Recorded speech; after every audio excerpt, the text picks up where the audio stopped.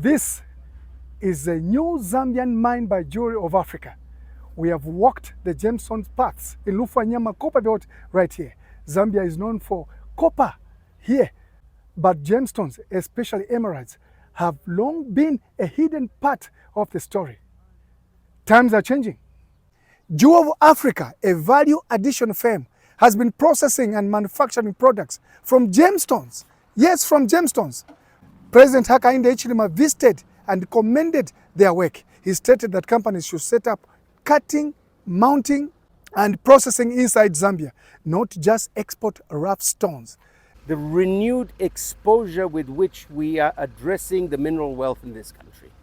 And the more we cover it, the more the general world can know about the potential that this country has. And of course, government policies have played a fundamental role in exposing this, the value of this country. And we're hopeful that those policies will continue to empower, especially small companies like ours, which are Zambian owned, organically grown. Those are the biggest challenges that we have to Zambian owned enterprises in this country. I think we're getting there, and we are very thankful that we've been blessed. We've had great support from government in these areas, not in financing, but especially in enabling us to find the right places and operate. But we've also been blessed in that, having attained a reputation in the past 33 years, we've managed to attract very strong strategic partners, people like BLND that run and operate all the machinery that you see behind us. And I think the value of strategic partnerships in the mining industry can never be overstated. Now, there is a 4-year training program in Lufwanyama run by the Geological Institute of America, GIA. It equips small-scale miners with knowledge in cutting, polishing, and gem identification. The aim is to build local skills so that more value stays in the country.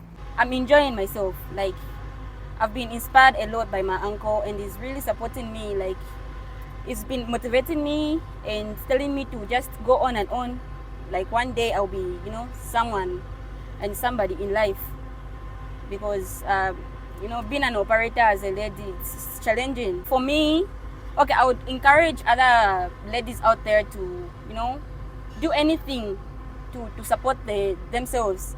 Like, I can't be a dependent, like depending on someone else's money, so I have to be independent.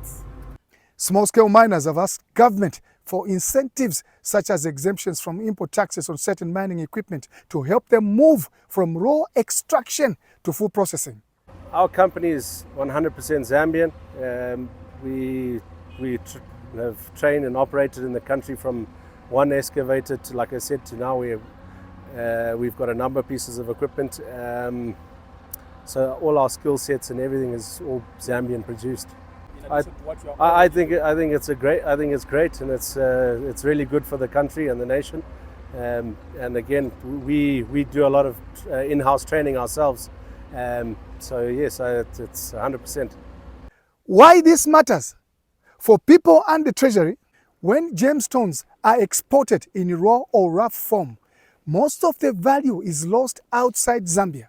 Processing them locally creates jobs, cutters, polishers, designers, supports local businesses, tools, packaging, marketing, increases government revenue through licensing, taxes and fees, and gives communities dignity and ownership of their mineral wealth. Now, more young people are drawn to gold and emerald mining, okay? With reforms, licensing, and value addition, these young people now have pathways to formal work, safer conditions, training, and legal market access. Now, this means fewer tragedies, fewer illegal dealings, more legitimate incomes. Now, the ASM reforms and gemstone policies are aligning the law, the removal of export duty where needed, training, digital systems for oversight, and things like rapidary centers all create the environment where Lufwanyama's gemstone sector can be a real asset, not a marginal untracked industry. In September 2025, Zambia hosted its first ever Artisanal and Small-Scale Mining Conference, ASM, in Lusaka. Now, President Hakainde Hichilema opened it, insisting that ASM miners must transition to formal, legal and secure operations so they can contribute to jobs and revenue. Illegal mining will no longer be tolerated. You will create business opportunities for someone to supply you with a pick and a shovel and a front-end loader and a tipper and indeed maybe an excavator. You give somebody a business opportunity. They too will create jobs, more jobs. Very simple. But the suppliers of fuel, the suppliers of spares, replacement, as well as replacing equipment. Very simple. You create a job for the mine plan designer to design your mine plan. I'm simplifying this story so that after this conference, we work together as a nation. In what? The Geological Minerals Development Act of 2025 was enacted. This law creates a dedicated fund for SM, artisanal and small-scale mining, issues licenses for fairly, and mandates local procurement and employment, including for gemstones. Small-scale miners have asked government for incentives such as exemptions from import taxes on certain mining equipment to help them move from raw extraction to full processing.